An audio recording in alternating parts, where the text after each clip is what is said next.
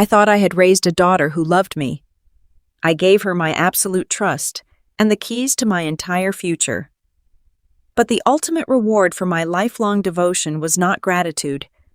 It was a cold and calculated smirk. She secretly sold my most precious family heirlooms and completely drained my bank account. She left me absolutely heartbroken and penniless. But she made one catastrophic mistake. She forgot who raised her. The heavy steel door of the First National Bank vault closed behind me with a solid thud. For as long as I could remember, that sound had always given me a deep sense of security. I was 65 years old. I had spent nearly 4 decades working as a high school history teacher. I built my life on order, discipline, and careful planning. I lived modestly so that I could save for my retirement and preserve the things that truly mattered. Today was supposed to be a joyous occasion. My oldest niece was getting married this coming Saturday. I had come to the bank to retrieve my grandmother's diamond brooch. It was a stunning piece of jewelry from the 1920s. It featured a cluster of flawless diamonds arranged in the shape of a starburst. My grandmother wore it on her wedding day. My mother wore it on hers. I wore it when I married my late husband. Now it was my niece's turn to pin it to her wedding dress. It was our most sacred family tradition. Mr. Henderson, the bank manager I had known for 15 years, smiled warmly as he guided me down the row of metal boxes. His shoes clicked against the polished marble floor. He inserted his master key into box number 412. I inserted my brass key right next to it. We turned them at the exact same time. The small metal door swung open with a quiet squeak. Mr. Henderson stepped back to give me privacy. I reached inside and pulled out the long metal container. I carried it over to the small private viewing table in the corner of the vault. My hands were actually shaking a little bit with excitement. I could already picture the look of sheer joy on my niece's face when I handed it to her. I unlatched the heavy lid and pushed it open. My breath caught in my throat. I blinked once. I blinked twice. The long metal container was completely empty. There was nothing inside except the faded red velvet lining at the bottom. I stared at the empty space for what felt like an eternity. My mind simply refused to process what my eyes were seeing. The brooch had to be there. I had personally placed it inside this exact box 5 years ago after my own mother passed away. I ran my fingers over the red velvet, pressing down on the corners as if the large diamond brooch had somehow magically hidden itself beneath the fabric. It was gone. My heart started to hammer violently against my ribs. A sudden rush of cold sweat broke out across the back of my neck. "Mr. Henderson," I called out. My voice sounded thin and strained. It did not even sound like my own voice. The manager hurried over to the table. The polite smile vanished from his face the second he saw my pale expression. I pointed a trembling finger at the empty metal box. I told him the brooch was missing. I told him someone had stolen my family legacy. Mr. Henderson immediately went into crisis mode. He assured me that bank vaults were highly secure and that items did not simply vanish. He asked me to wait at the table while he went to his office to check the electronic access logs. I sat there in the cold, silent vault. My mind raced through 1,000 terrifying scenarios. Had the bank been robbed without anyone knowing? Had a dishonest employee picked the lock? Every second that passed felt like a physical weight pressing down on my chest. When Mr. Henderson finally returned 10 minutes later, he was holding a single sheet of printed paper. He did not look at me directly. His eyes were glued to the floor. "Catherine," he said softly. He placed the paper on the table in front of me. "There has been no breach in our security. The access log shows that your safety deposit box was opened just 3 days ago." I looked down at the paper. The printed text blurred for a moment before coming into sharp focus. There was a name printed next to the date and timestamp. It was a name I knew better than my own. Jessica Reeves, my 32-year-old daughter. The air vanished from the room. I could not breathe. I could not speak. I stared at the name until the letters seemed to burn directly into my retinas. Jessica, my only child. 2 years ago, I had suffered a mild health scare. It was just a severe bout of vertigo that put me in the hospital for a few days. But it frightened me. It made me realize my own mortality. I wanted to make sure things would be easy for Jessica if anything ever happened to me. So I went to the bank and proudly added her as an authorized user to my safety deposit box and my checking accounts. I told myself it was the responsible thing to do. I gave her the keys to my kingdom because I trusted her with my whole heart. "There must be a mistake," I whispered. But even as I said the words, I knew banks did not make mistakes like this. They checked identification. They required signatures. Mr. Henderson gently placed his hand on my shoulder. He asked if I wanted him to call the police. I quickly shook my head. A sudden wave of maternal instinct washed over me, drowning out my panic. There had to be a logical explanation. Jessica was a good girl. Maybe she knew the wedding was coming up and wanted to surprise me by taking the brooch to a professional jeweler to have it polished. Yes, that had to be it. She was trying to do something sweet for the family. She would never just take it. I thanked Mr. Henderson, grabbed my purse, and practically ran out of the bank. I got into my sedan and gripped the steering wheel so hard my knuckles turned completely white. I drove straight toward the upscale suburban neighborhood where Jessica lived with her husband Bradley. They lived in a massive, sprawling brick house that always felt a little too expensive for a young couple. Bradley ran a local contracting business, but he always seemed to be complaining about cash flow and difficult clients. Still, they drove luxury cars and hosted lavish parties. I pulled into their long paved driveway. Bradley's heavy-duty work truck was missing, but Jessica's sleek white SUV was parked near the garage. I walked up the manicured front path. I did not ring the doorbell. I felt a strange, tight knot twisting in my stomach, a dark intuition telling me not to announce my arrival. I walked around to the side of the house. The heavy wooden side door that led into their mudroom was slightly ajar. I pushed the door open quietly and stepped inside. Loud pop music was playing from the kitchen speakers down the hall. I took off my shoes so I would not make a sound on the hardwood floors. As I walked down the hallway, the music faded slightly and another sound took its place. It was the sound of laughter. I recognized my daughter's bright, sharp laugh instantly, but she was not alone. I stopped dead in my tracks just outside the kitchen archway. I pressed my back against the cool plaster wall, completely hidden from view. I could smell the rich scent of expensive white wine and grilled chicken. I held my breath and listened. I am telling you, it was the easiest thing in the world. That was Jessica's voice. She sounded relaxed. She sounded victorious. "Well, you are a genius. I have to hand it to you." The second voice belonged to Brenda. Brenda was Bradley's older sister. She was a cutthroat local real estate agent who always wore too much perfume and smiled with her teeth clamped shut. I never liked Brenda. She always looked at me like I was something she wanted to scrape off her expensive shoes. I heard the distinct clink of crystal wine glasses touching in a toast. "How much did the jeweler downtown actually give you for it?" Brenda asked. Her voice was dripping with greedy curiosity. $30,000 in pure cash, Jessica replied. The guy at the counter tried to lowball me, but I brought all the original appraisal paperwork from the safety deposit box. It was a flawless vintage piece. Honestly, I probably could have gotten more if I went to a private collector, but I needed the cash immediately. Bradley and I are paying the final balance for the luxury trip to the Bahamas this afternoon. My legs suddenly felt like they were made of lead. The hallway spun around me. She sold it. She sold my grandmother's diamond brooch to pay for a vacation. The heirloom that survived the Great Depression, the piece of history my mother wore to her grave, was gone. Sold to a stranger for quick cash. I clapped both hands over my mouth to stop the agonizing sob that was rising in my throat. "But what about the wedding?" Brenda laughed out loud.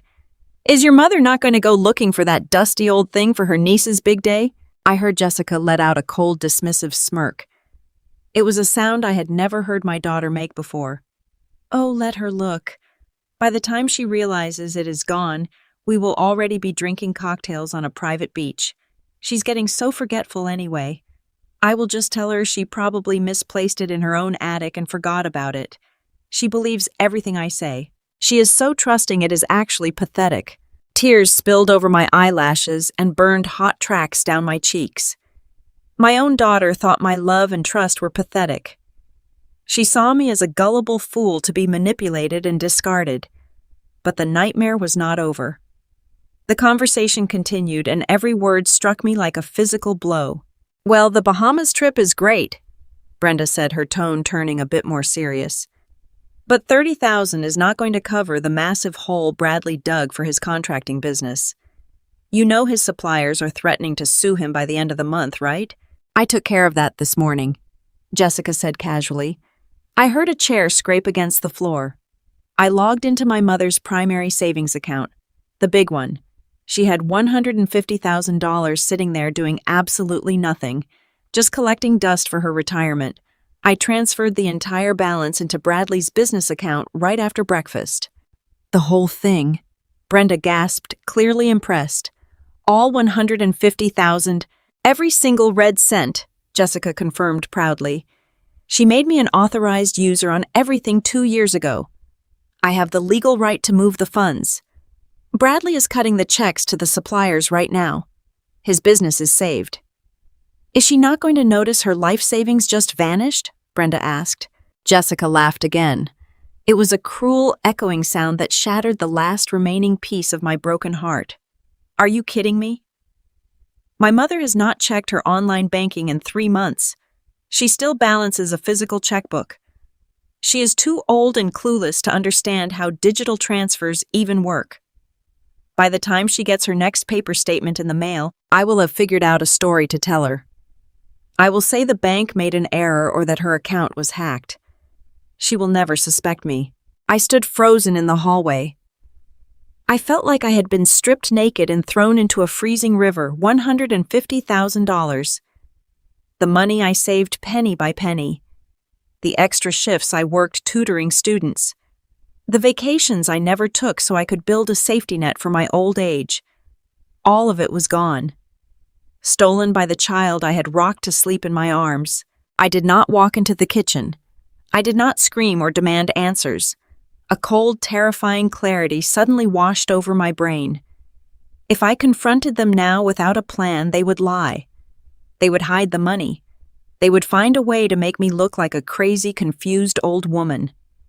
I backed away down the hallway, stepping carefully on the balls of my feet. I slipped out the side door and closed it silently behind me. I walked back to my car like a ghost. I got in and drove away from the massive brick house built on a foundation of my stolen money. I drove aimlessly for miles. My chest felt tight and my head was pounding with a vicious headache. I realized I needed my blood pressure medication.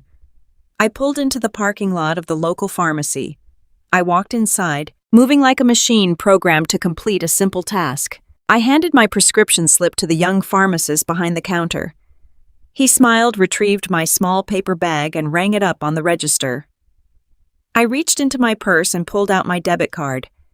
I swiped it through the machine. The screen processed for a moment. Then the machine let out a loud, sharp, angry beep. The pharmacist frowned and looked at his computer monitor. He looked up at me with a sympathetic expression. "I am sorry, ma'am. Your card has been declined for insufficient funds." He spoke loudly enough for the people in line behind me to hear. A wave of burning humiliation washed over me. I stood there staring at the plastic card in my hand. It was the final, undeniable proof. The betrayal was real. The money was gone. I was 65 years old, standing in a pharmacy, unable to afford the medicine that kept my heart beating. But as I looked at the declined screen, the devastating sadness in my chest hardened into something else. It hardened into pure, calculated rage. Jessica thought I was a pathetic, clueless old woman. She was about to find out exactly what this old woman was capable of. The fluorescent lights of the pharmacy buzzed loudly overhead. I stood perfectly still at the retail counter. The young pharmacist looked at me with genuine pity in his eyes. He repeated the words that shattered my reality. Declined for insufficient funds. The woman in line behind me shifted her weight impatiently and let out a loud sigh. Heat rushed to my cheeks. I politely asked the pharmacist to wait just one moment. I reached into my purse with trembling fingers and pulled out my cell phone. I opened my banking application. The little blue circle spun on the screen for 3 agonizing seconds. Then the numbers appeared in stark black and white. Checking account balance $0.00. I tapped the screen to view my primary savings account, the account where I had carefully deposited a portion of every paycheck I ever earned as a high school history teacher. The account that held exactly $150,000 just yesterday. The balance stared back at me. $0.00. It was all gone. My entire life savings had been wiped out in a single morning. A sudden wave of dizziness hit me. I grabbed the edge of the pharmacy counter to steady myself. I was 65 years old. I had worked hard every single day of my adult life. Now I could not even afford a simple bottle of blood pressure medication. The panic threatened to swallow me whole. I wanted to collapse right there on the linoleum floor and cry until my lungs gave out. I wanted to call Jessica and scream into the phone. I wanted to demand to know how she could do something so evil to her own mother. But a strange thing happens when you realize you're completely under attack. The panic suddenly stops. The tears dry up. The shock hardens into something sharp and heavy. It hardens into pure calculated anger.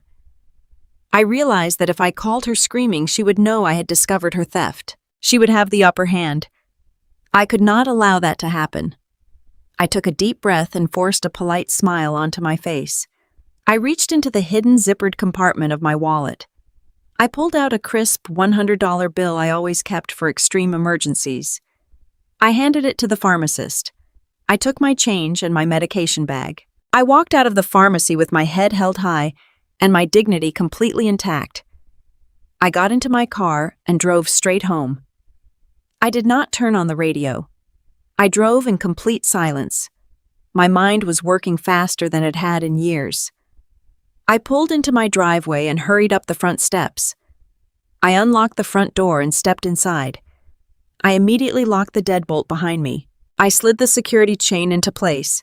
For the first time in my life, I felt unsafe in my own home. The enemy was not a stranger. The enemy was my own flesh and blood. I walked straight down the hallway and into my home office. I turned on the desk lamp and pulled open the heavy bottom drawer of my metal filing cabinet. I pushed past decades of tax returns and house maintenance receipts. I was looking for one specific blue folder. I found it tucked in the very back. I pulled it out and slapped it down onto my wooden desk. My hands were shaking as I opened the cover. Inside were the legal documents I had signed 2 years ago during my hospital stay. Jessica had stood by my hospital bed holding a clipboard and a pen. She had tears in her eyes. She told me the hospital needed a medical proxy on file just in case my condition worsened. She said it was just a standard form to let her make medical decisions and pay my hospital bills if I could not do it myself. I trusted her. I signed the papers without reading the fine print. I was terrified of my own failing health, and I just wanted my daughter to take care of me. I put on my reading glasses and stared at the dense legal text on the pages. The words jumped out at me like physical weapons. Durable power of attorney. Broad financial authority. Unrestricted access to all banking institutions. Right of survivorship. Right to liquidate assets. I felt physically sick to my stomach. This was not a limited medical proxy. This was a total surrender of my financial independence. I had legally handed Jessica the absolute right to take everything I owned. I had given her a loaded gun and she had not hesitated to pull the trigger. My cell phone vibrated violently against the wooden desk. I jumped back in my chair. I looked at the glowing screen. It was a text message from Jessica. I picked up the phone and read the words she had typed. "Hi, Mom. I am making your favorite pot roast for Sunday dinner tomorrow. We would love for you to come over at 6 o'clock. Miss you and love you so much." The sheer audacity of the message made my blood run cold. She had just stolen $150,000 from me this morning. She had just sold my grandmother's diamond brooch to fund her luxury vacation to the Bahamas. Yet she was sitting in her massive house typing out sweet messages, acting like the perfect loving daughter. She thought she was so smart. She thought she had completely outsmarted her foolish old mother. I stared at the message for a long time. I knew what I had to do. I typed my reply carefully. "That sounds wonderful, sweetheart. I will see you tomorrow at 6. Love you too." The smell of roasted rosemary and garlic filled the massive dining room. I sat at the head of the heavy oak table, pretending everything was perfectly normal. The psychological toll of this performance was exhausting. Every muscle in my body was tense. I watched Jessica expertly slice the expensive cut of roast beef. I watched Bradley pour dark red wine into crystal glasses. I watched Brenda pick at her salad with a smug expression on her face. I knew exactly how this lavish meal had been paid for.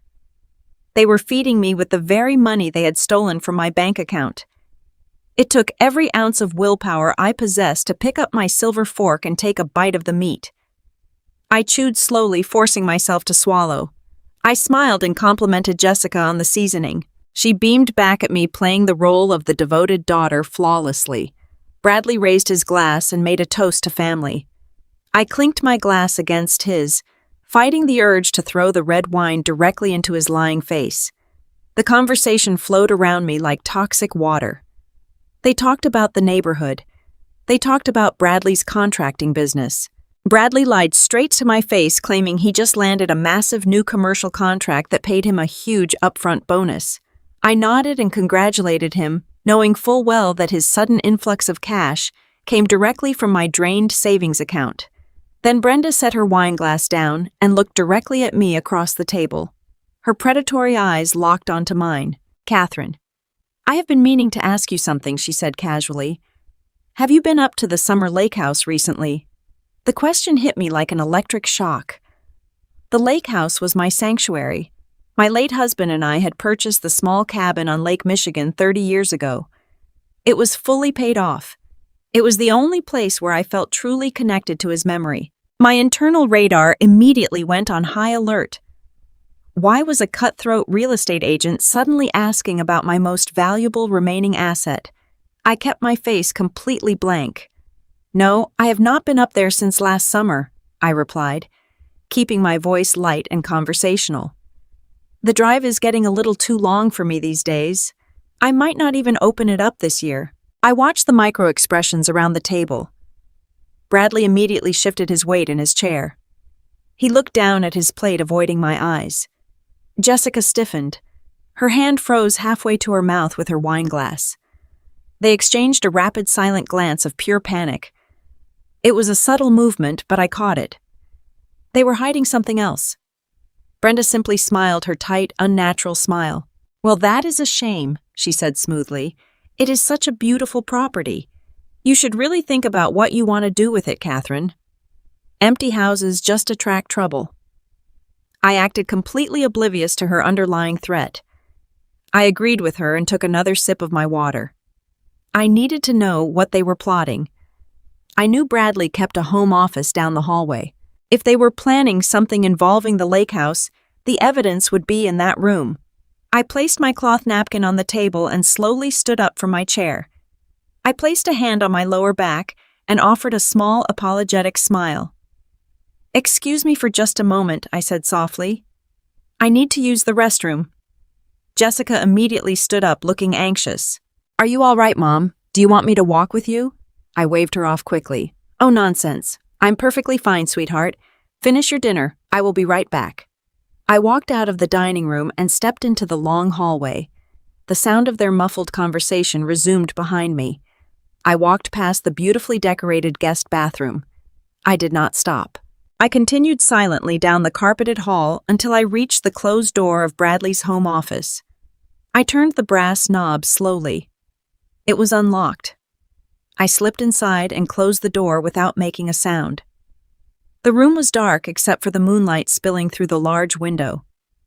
I reached out and clicked on the small green desk lamp. The office was messy. Blueprints and construction invoices were scattered everywhere. But right in the center of the heavy mahogany desk sat a thick, glossy folder. The logo printed on the front of the folder belonged to Brenda's real estate agency. My heart began to pound violently in my chest again. I stepped up to the desk and flipped the folder open. The very first document was a colorful printout. It was an active multiple listing service document. It was a real estate listing for my lake house. They had taken photos of the exterior. They had written a glowing description of the property highlighting the waterfront views and the private dock. The asking price was listed at $400,000. I felt dizzy. I turned the page. Beneath the listing was a legal document printed on heavy stock paper. It was a quitclaim deed. It was the legal document required to transfer the ownership of a property from one person to another. I read the names printed on the deed. The grantor was listed as Catherine Reeves. The grantees were listed as Bradley and Jessica Reeves. I looked at the bottom of the page. There was a signature on the grantor line. It was my name written in blue ink. But I had never signed this document. The handwriting was a clumsy attempt to copy my loops and slants. It was a complete forgery. Next to my forged signature was a bright red stamp. It was a notary seal belonging to someone named David Miller. They had hired a corrupt notary to stamp a forged real estate deed. They were not just stealing my cash. They were actively trying to sell my property out from under me. They were going to take the $400,000 and leave me with absolutely nothing. I stared at the forged signature as a cold wave of realization washed over me. Jessica and Bradley were not just greedy children making bad financial choices. They were calculated criminals. They were committing felony fraud. I pulled my cell phone from my pocket and opened the camera. I took clear, bright photos of the active listing. I took photos of the forged quitclaim deed, making sure the fake signature and the notary stamp were perfectly visible. I made sure every detail was captured securely on my device. I closed the glossy folder and placed it exactly where I found it on the desk. I turned off the green lamp and plunged the room back into darkness. I slipped out of the office and walked silently back down the hallway. I stopped in the guest bathroom just long enough to flush the toilet and wash my hands. I looked at my reflection in the mirror. The 65-year-old woman looking back at me was no longer a victim. She was a woman going to war. I dried my hands and walked back into the dining room. I sat down at the table and smiled at my daughter. I picked up my silver fork and continued eating my roast beef. I knew exactly what my next move was going to be. I slipped my phone back into my pocket and left Bradley's dark office. The rest of the Sunday dinner was a blur of fake smiles and polite nods. I do not remember driving home. I do not remember walking through my front door. I only remember sitting in my dark living room until the sun came up. I did not sleep a single second. My mind was completely consumed by the images of the forged deed and my empty bank accounts. When the morning light finally broke through the curtains, I stood up and took a long, hot shower. I dressed in my most professional business suit. I put on my favorite pearl necklace and my sensible black heels. I needed to look like a woman who was entirely in control of her life. I needed to look like a nightmare dressed like a retired schoolteacher. I skipped breakfast and drove straight downtown to the financial district. I had spent the early hours of the morning researching the most aggressive lawyers in the city. I did not want a friendly family lawyer who would suggest mediation. I wanted a shark. I found exactly what I was looking for in a man named Thomas. He was a ruthless elder law attorney known for completely destroying anyone who tried to exploit senior citizens. His office was located on the 20th floor of a sleek glass building overlooking the river. There were no warm colors or comfortable couches in his waiting room. It was all cold steel and dark leather. It was the office of a man who dealt exclusively in cold, hard facts and severe punishments. I walked up to the receptionist and told her my situation was a massive financial emergency. I slid my crisp $100 bill across the desk. 10 minutes later, I was sitting across from Thomas himself. He was a tall, imposing man in his late 50s with sharp gray eyes and a completely unreadable expression. He wore a tailored dark suit that screamed expensive. He did not offer me coffee or make useless small talk. He just asked me to tell him exactly what happened from the very beginning. I laid my cell phone on his heavy glass desk. I pulled up the screenshots of my empty bank accounts. I showed him the zero balance in my primary checking account. I showed him the complete wipeout of my $150,000 savings account. Then I opened the photo gallery and showed him the pictures I took in Bradley's office the night before. I zoomed in on the active real estate listing for my lake house. I swiped to the next photo and showed him the forged quitclaim deed with the fake signature and the corrupt notary stamp. Thomas leaned forward and studied the photos closely. He did not gasp. He did not offer useless sympathy. His eyes simply narrowed like a predator locking onto its prey. He picked up a heavy gold pen and started writing rapidly on a yellow legal pad. "Catherine," he said, his voice low and intensely serious, "what your daughter and her husband have done is not just a breach of trust. It is a multi-layered criminal enterprise. By taking your savings using the power of attorney, they committed embezzlement. They abused a legal instrument meant solely for your protection. The real estate deed is where they crossed the line into outright felony fraud. They forged your signature and hired a corrupt notary to steal a property worth $400,000. Furthermore, because Brenda is a licensed real estate agent, her involvement makes this a criminal conspiracy. She is actively attempting to sell stolen property for a massive commission. By moving your money between different banking institutions to pay off debts, they have also committed federal wire fraud." I sat perfectly still listening to his clinical breakdown of my family's ultimate betrayal. I asked him if we could just sue them and get my money back today. Thomas shook his head slowly. He set his pen down and looked me directly in the eyes. "If we simply file a standard lawsuit, it will take years," he explained.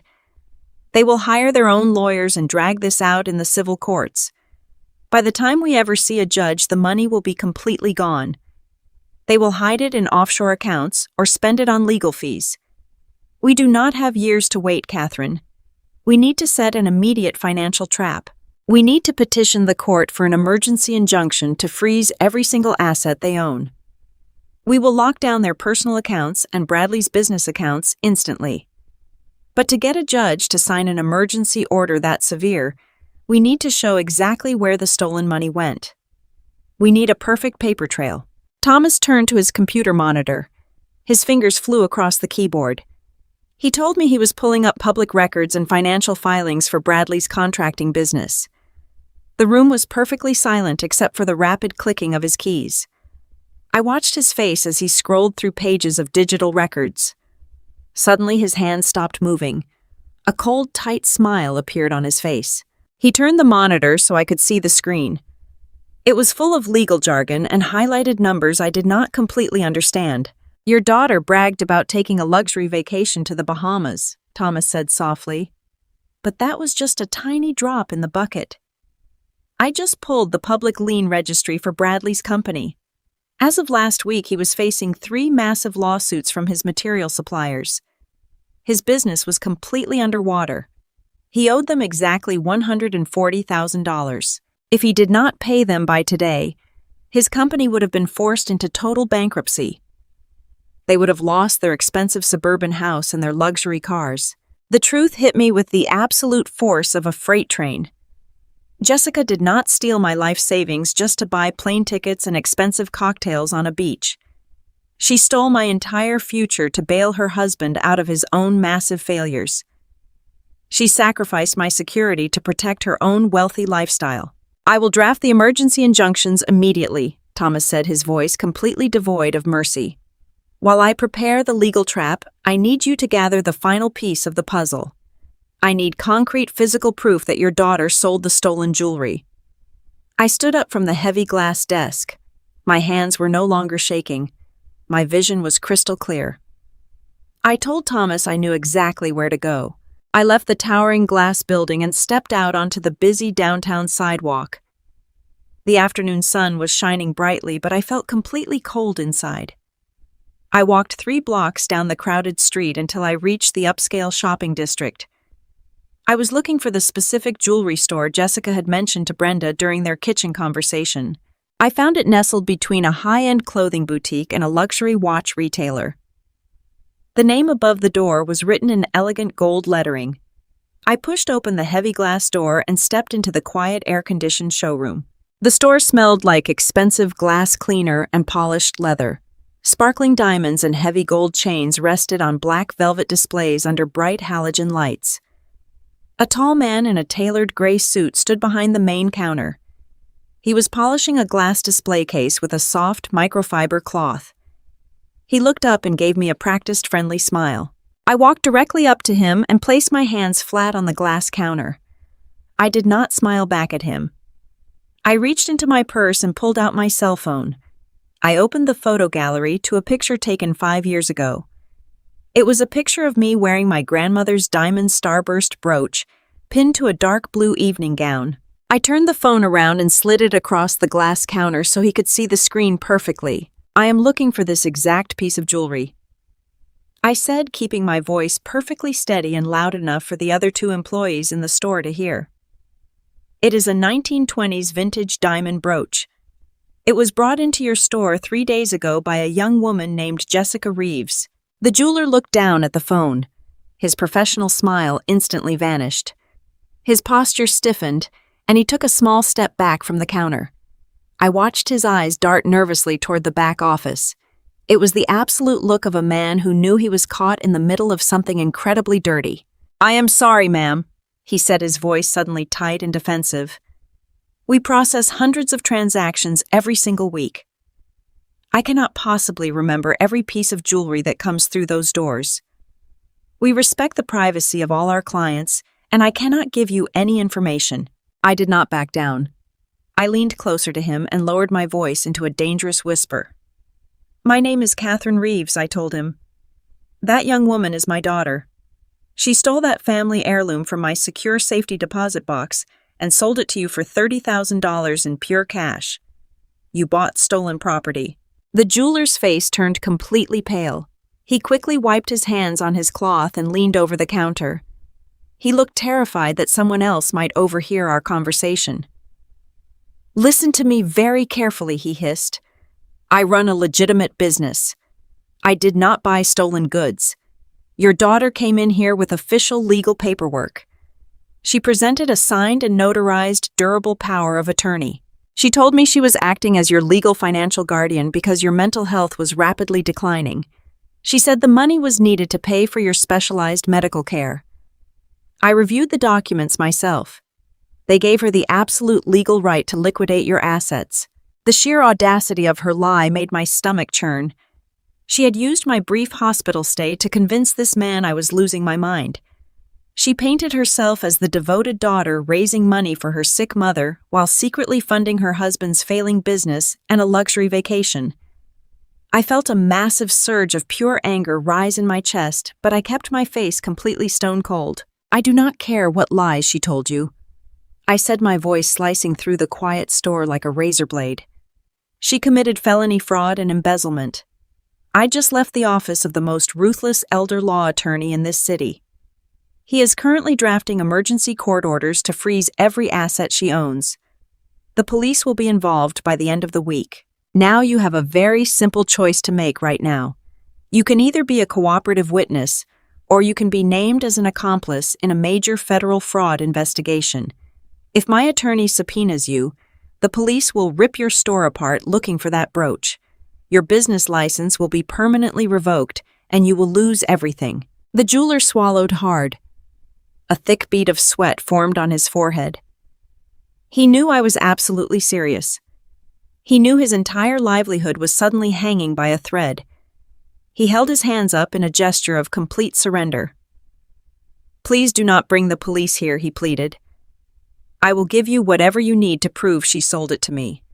I swear I did not know she was lying. I still have the brooch locked in the back safe. I have not broken it down for the diamonds yet."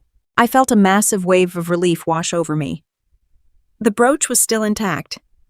It was not gone forever, but I knew I could not simply take it back right now without a police order.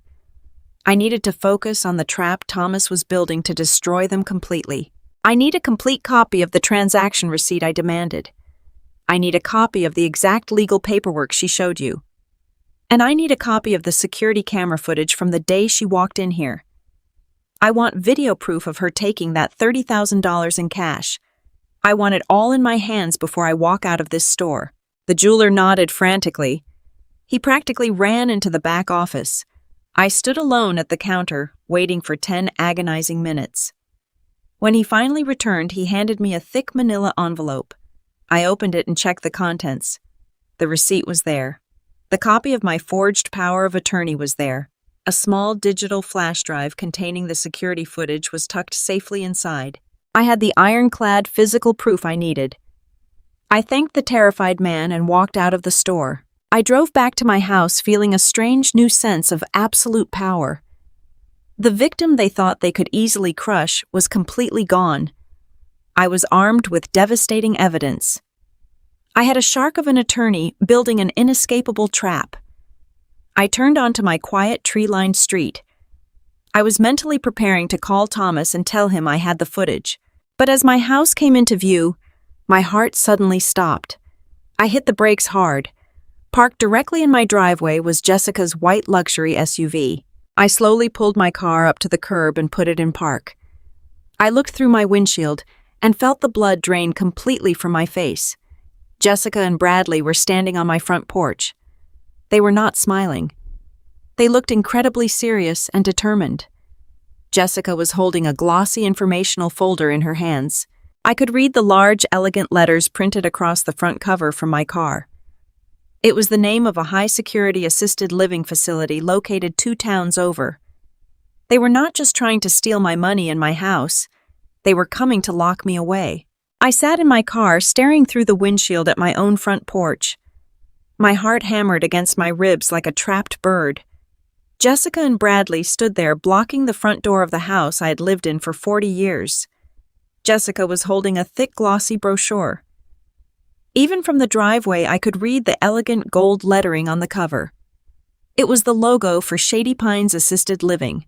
The reality of their ultimate plan crashed over me in a suffocating wave. They were not just satisfied with stealing my life savings.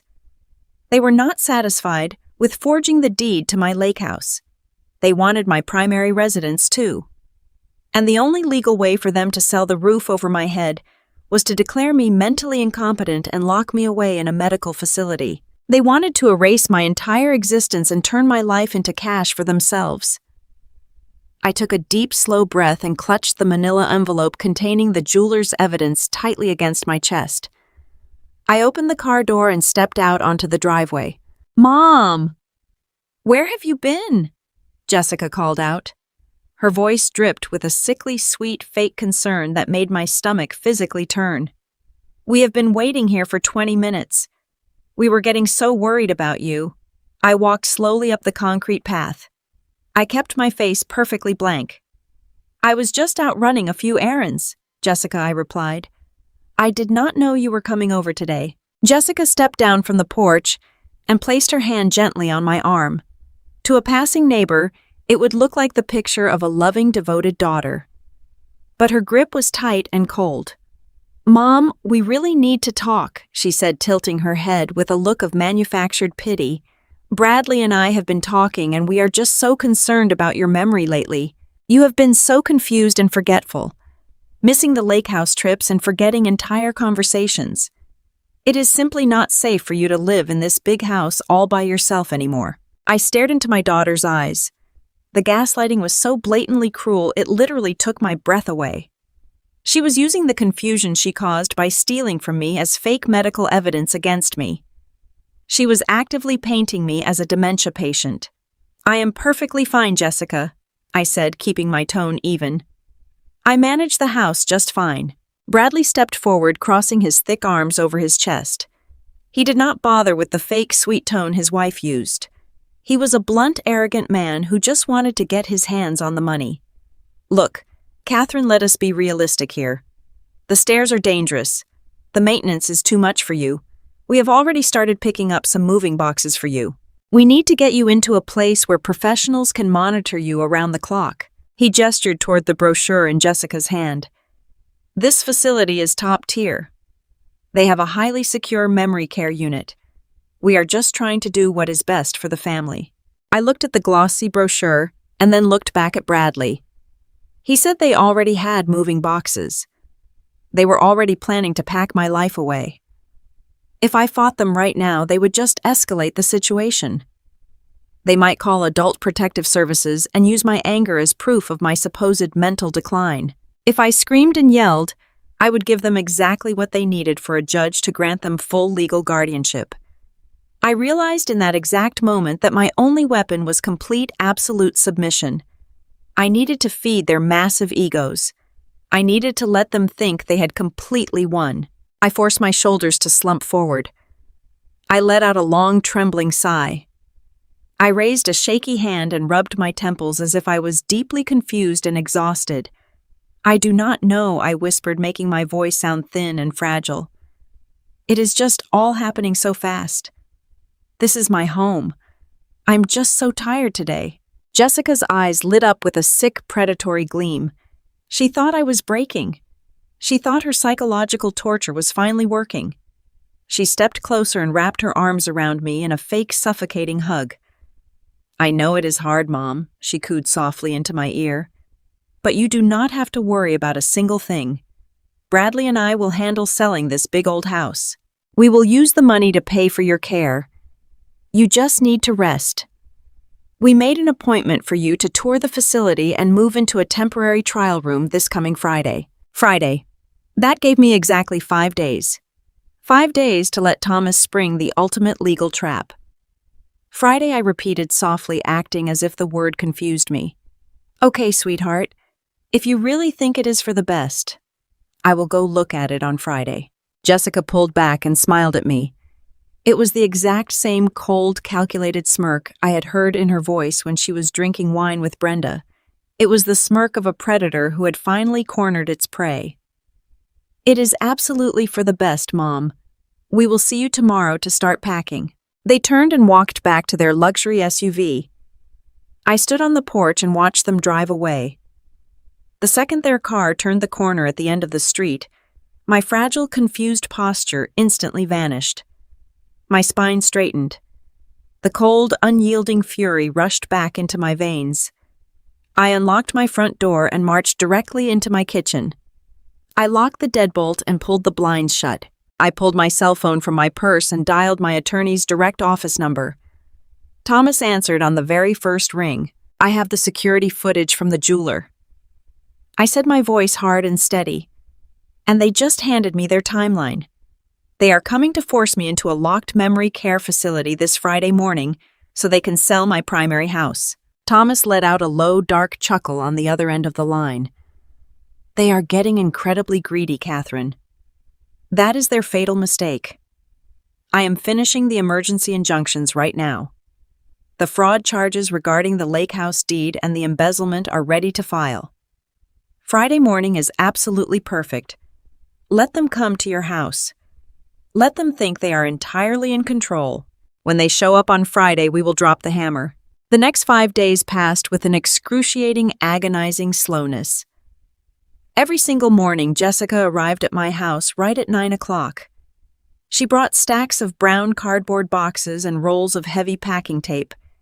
She marched through my home like a conquering general claiming the spoils of war. I had to sit in my own living room and watch her wrap my beautiful antique china in newspaper. I watched her pack away the framed photographs of my late husband. She tossed my personal belongings into boxes with complete disregard. And the entire time she kept up a constant stream of subtle psychological insults. She spoke to me slowly and loudly as if I was a toddler or completely deaf. She constantly asked me what day of the week it was just to test my supposed failing memory. She told me I should not use the stove anymore because I might burn the house down. It was a calculated effort to strip away my dignity piece by piece. I sat in my floral armchair sipping herbal tea and biting my tongue so hard I tasted blood. Every time she insulted my intelligence, I pictured the thick legal files sitting on Thomas's heavy glass desk. I smiled vaguely and nodded, playing the role of the docile, defeated senior citizen to absolute perfection. I let her think she was the smartest person in the room. On Wednesday afternoon, the torture escalated. The doorbell rang, and Brenda walked right into my house without even knocking. Bradley's ruthless real estate sister strutted into my living room wearing a sharp designer suit and holding a digital tablet. She did not even greet me. She immediately started pacing the room, tapping aggressively on her screen. She was appraising my primary residence right in front of my face. "The bones are good," Brenda announced loudly to Jessica, completely ignoring my presence on the couch. "But the decor is incredibly dated. We will need to rip out these old carpets and put down cheap laminate flooring to stage it properly. Once Catherine is safely locked away in the home on Friday, we can list this place by Monday. I can probably get you $500,000 for it, Jessica. And of course, my standard 6% commission applies." I sat there gripping my ceramic teacup. They were dividing up my life like vultures picking over a carcass. They had already stolen my cash and my lake house, and now they were actively calculating their profits from the house I raised my family in. Brenda walked over to my mantel and picked up a crystal vase to inspect its value. It took everything in my soul not to stand up and scream at her to get her thieving hands off my property. But I simply looked down at my lap and focused on my breathing. Just 2 more days, I told myself over and over. Just 2 more days. While Jessica and Brenda were busy measuring the upstairs bedrooms, I quietly slipped into my ground floor bathroom. I locked the door and turned on the sink faucet to muffle any sound. I pulled a beige fabric travel belt out from the bottom of my laundry basket. It was the kind of money belt you wear flat against your stomach under your clothes. I carefully folded my passport, my original birth certificate, my social security card, and my last remaining emergency cash. I tucked them securely inside the zippered pouches. I strapped the belt tightly around my waist and pulled my loose sweater over it. I was not going to let them steal my identity or my freedom. If their plan somehow succeeded, I would have the means to walk away and fight them from the outside. Thursday night was the hardest night of my life. I slept in a house filled with taped brown boxes. The walls felt completely bare and empty. The silence was deafening. I lay awake staring at the ceiling, mentally rehearsing every single step of Thomas's plan. Finally, the sun began to rise on Friday morning. The sky was overcast and gray. I dressed carefully in a pair of dark slacks and a crisp white blouse. I brushed my hair and applied a light coat of lipstick. I made a pot of coffee and stood by the kitchen window watching the street. At exactly 8 o'clock, a large white moving truck turned the corner and rumbled heavily down my quiet street. It pulled up and parked, blocking my entire driveway. Bradley's black luxury truck pulled up right behind it. The door slammed shut. Jessica and Bradley stepped out onto the pavement. Bradley was wearing work gloves and a tight shirt, ready to completely empty my house. Jessica was wearing designer sunglasses and holding a shiny leather purse probably bought with my stolen savings. They marched aggressively up my front walkway. They did not look like a family coming to help a sick mother. They looked like an eviction squad. Heavy, loud footsteps pounded onto the wooden floorboards of my front porch. Bradley banged his fist aggressively against the front door. "Catherine," he shouted, his voice booming through the empty hallway. "Open the door. We are on a tight schedule today. Let us go." I set my coffee mug down on the kitchen counter. I smoothed the front of my white blouse. I walked slowly down the hallway, taking one final look at the stacked boxes of my stolen life. I reached out and unlocked the deadbolt.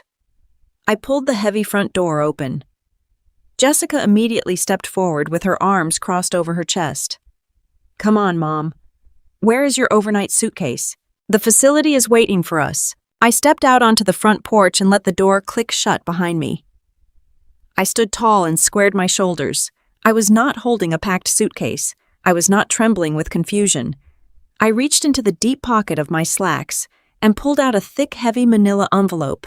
I held it out toward my daughter. The game was officially over. Jessica stared at my empty hands and let out a loud, dramatic sigh. She tapped her expensive leather shoe against the wooden floorboards of my porch. She demanded to know where my bags were and told me to get into the car right this second. She said we did not have time for my games and that the facility director was waiting for us. I did not move a single inch. I looked directly into her eyes and let the facade of the weak, confused old woman completely fall away. I stood up perfectly straight and squared my shoulders. I held out the thick manila envelope. I told her I was not going anywhere and that she needed to open the package immediately. Jessica rolled her eyes and snatched the envelope from my hand. She ripped open the top flap with an aggressive tear. She pulled out the thick stack of legal documents printed on heavy court paper. Bradley stood at the bottom of the porch steps, crossing his thick arms and looking visibly annoyed. Jessica flipped to the first page. I watched her eyes scan the bold black text. I watched the exact second her brain processed the legal terminology. Her arrogant, smug smirk completely vanished. The color drained from her face so fast, she looked like she was going to pass out right there on my porch. Her mouth opened, but no sound came out. She flipped frantically to the second page and then the third. Her hands started to shake violently, causing the heavy papers to rattle in the quiet morning air. "What is it?" Jessica Bradley barked, stepping up onto the first wooden stair. "Stop staring at it and tell me what her problem is." Jessica could barely speak. She stammered and choked on her own breath. She told Bradley that the papers were from a judge. She said they were emergency court orders freezing every single bank account they owned. She looked up at me with wide, terrified eyes. She asked me how I could possibly do this. I kept my voice completely cold and perfectly steady. I told her I did it because I was standing in the hallway on Sunday morning.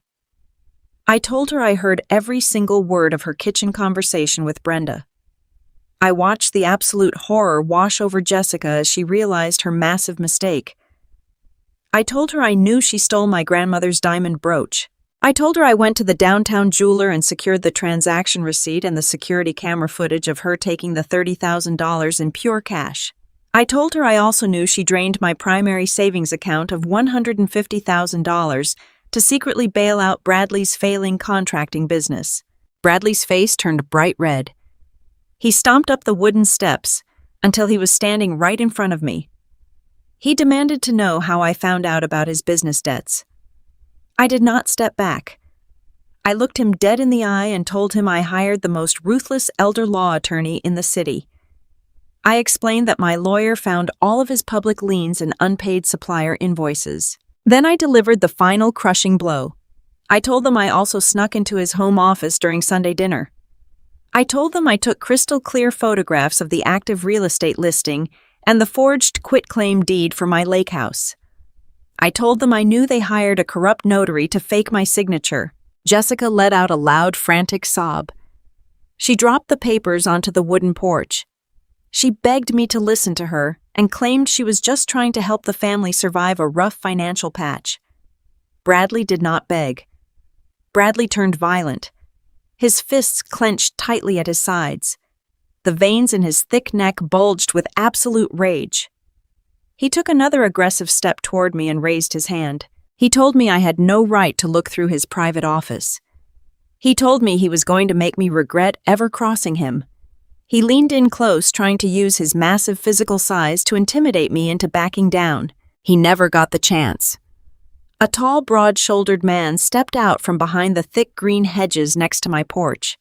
It was Greg, the professional process server my attorney Thomas had hired. Greg was holding a digital camera right in front of his face. The small red recording light was blinking steadily. Greg announced in a loud, clear voice that he was a sworn officer of the court, and that he was recording an active threat of physical violence against a senior citizen. He warned Bradley that if he took one more step toward me, he would be arrested for felony assault. Bradley froze in his tracks. He stared at the blinking red light on the camera and slowly lowered his hand. He took a clumsy step backward, stumbling slightly on the wooden stairs. He looked at Jessica with pure panic in his eyes. The reality of the trap had finally snapped shut around them. They were completely caught on tape and totally frozen out of their money. Jessica fell to her knees right there on the porch. She grabbed the edge of my white blouse and started sobbing hysterically. She screamed that I could not do this to my own flesh and blood. She screamed that I was ruining her life and destroying her marriage. She begged me to call my lawyer and cancel the court orders before they lost everything. I looked down at the daughter I had sacrificed my entire life to raise. I remembered all the extra shifts I worked to pay for her college tuition. I remembered the late nights I spent helping her plan her wedding. I felt no pity. I felt no sorrow. I just felt a profound sense of justice. I told her she destroyed her own life the second she decided my love was a weakness to be exploited.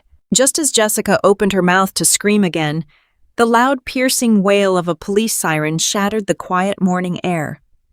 A black and white police cruiser turned the corner sharply. Its blue and red lights flashed brightly against the overcast sky. The cruiser accelerated down the street and slammed on its brakes, parking directly behind the large white moving truck blocking my driveway. The final phase of my attorney's plan had officially arrived. The two police officers walked purposefully up my concrete driveway. Their heavy black boots crunched against the gravel. Jessica scrambled to her feet and wiped her tear-stained face frantically. She tried to paste on her fake sweet smile, but her face was completely blotchy and her eyes were wild with panic. Bradley stood frozen like a statue at the bottom of the porch steps. He watched the officers approach with a look of absolute terror. He knew his entire fake, wealthy lifestyle was about to collapse right in front of the entire neighborhood. The lead officer was a tall, stern-looking man with silver hair at his temples. He looked at the court documents scattered across my porch floor and then looked directly at Bradley. He asked if he was speaking to Bradley Reeves. Bradley swallowed hard and nodded his head slowly. The officer pulled a thick folded document from his utility vest. He handed it directly to Bradley. He announced that he was serving Bradley with an official court summons for a criminal fraud investigation. Jessica started talking a mile a minute. She waved her hands in the air and told the officers this was all just a massive family misunderstanding. She claimed she had the legal power of attorney and that she had the absolute right to move my money. She told the officers I was simply a confused elderly woman who did not understand modern banking. I stepped forward and completely cut her off. I looked at the lead officer and explained the exact legal reality of the situation. I told him my attorney had already forwarded the entire case file to the district attorney and the Federal Financial Crimes Division. I explained that when Bradley took the $150,000 from my local savings account and electronically wired it to his corporate material suppliers located in the next state over, he crossed a massive legal line. He turned a local case of elder financial abuse into federal wire fraud. The officer nodded in agreement and told Bradley that federal investigators would be contacting him by the end of the day.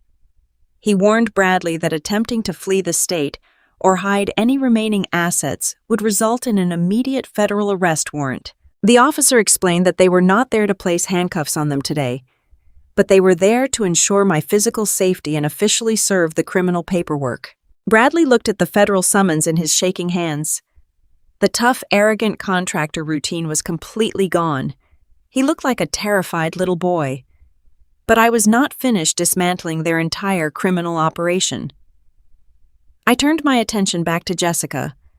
She was shivering in the cool morning air despite her expensive designer clothing.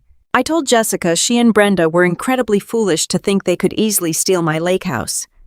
I told her I knew Brenda was planning to list the property on Monday morning and collect a massive unearned commission.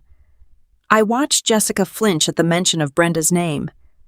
I explained the absolute masterstroke my attorney and I had uncovered in my old legal files. I told her that 10 years ago, shortly after my husband passed away, I placed the lake house property into a highly secure, irrevocable trust. I explained it to her using the exact slow, condescending tone she had used on me all week.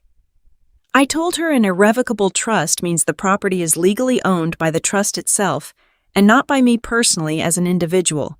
Therefore, my signature on any real estate deed means absolutely nothing. Brenda's forged quitclaim deed was not just a felony crime, it was a completely useless piece of paper. They could not sell the house even if they managed to successfully lock me away in the memory care facility. Jessica let out a pathetic whimpering sound. She realized her grand master plan was completely legally impossible from the very beginning. Then I delivered the final consequence. I told her my attorney had already sent the forged documents and the photographic evidence to the State Real Estate Licensing Board. I told her Brenda was currently under emergency investigation, and her real estate license was being permanently revoked as we spoke. Brenda was going to face bankruptcy and massive criminal conspiracy charges right alongside them. The sheer weight of the consequences finally broke Bradley. He turned his head and glared at Jessica with a look of pure, unadulterated hatred. He pointed a trembling finger at her face. He completely turned on his own wife in a desperate attempt to save himself. He screamed that this was all her terrible idea. He yelled that she was the one who stole the jewelry and transferred the money. He told the police officers he had no idea the money was stolen from his mother-in-law. He claimed Jessica lied to him and said the money was an early inheritance gift. Jessica gasped in shock. She reached out to grab his arm, but he violently shoved her away.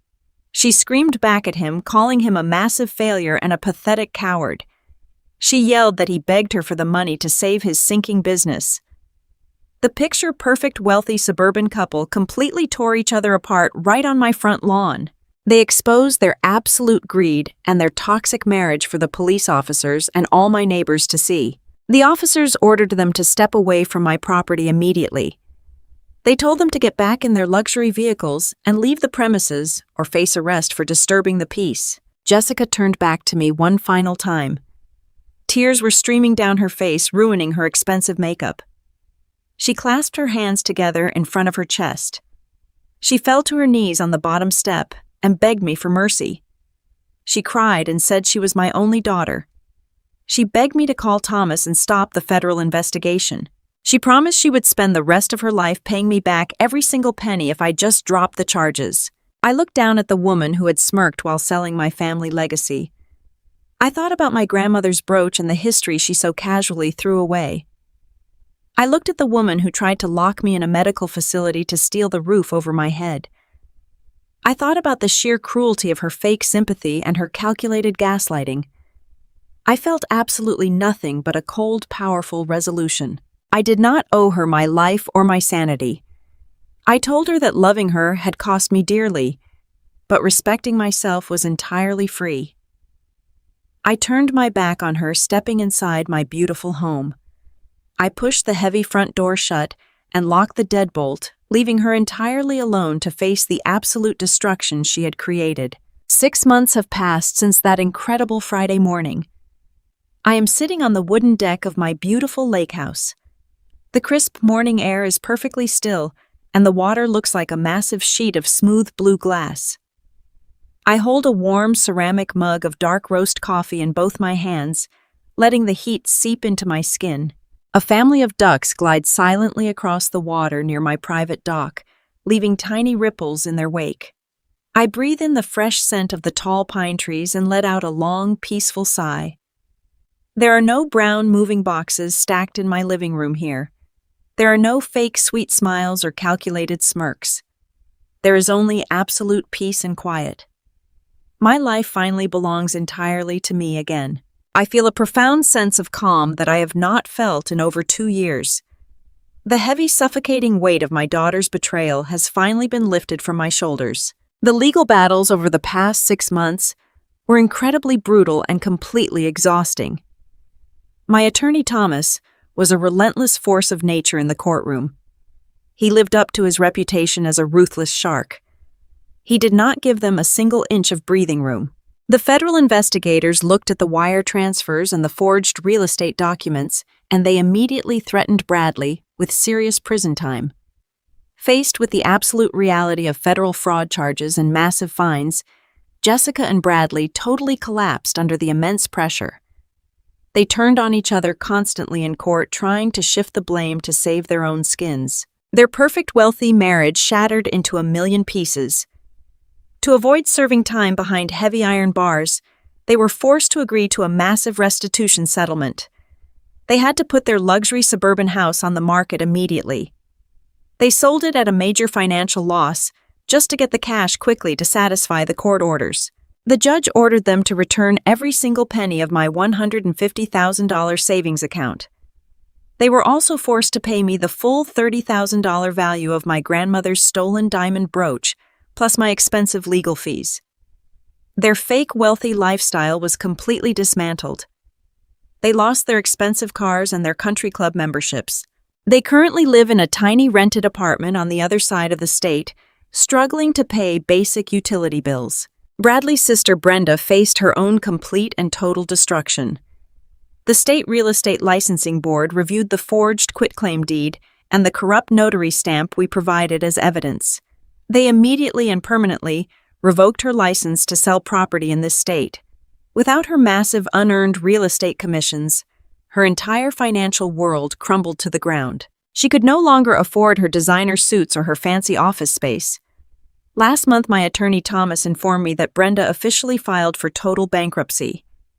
The corrupt notary they hired was arrested by the authorities and is currently awaiting a criminal trial. As for my relationship with my daughter Jessica, it simply no longer exists in any capacity. I changed my personal phone number and blocked all of their email addresses. I instructed the security guard at my primary suburban residence to call the police immediately if they ever try to set foot on my property again. I completely cut the toxic rot out of my family tree without an ounce of hesitation. Some people might think it is incredibly harsh for a loving mother to turn her back on her only child. But I learned a very hard lesson.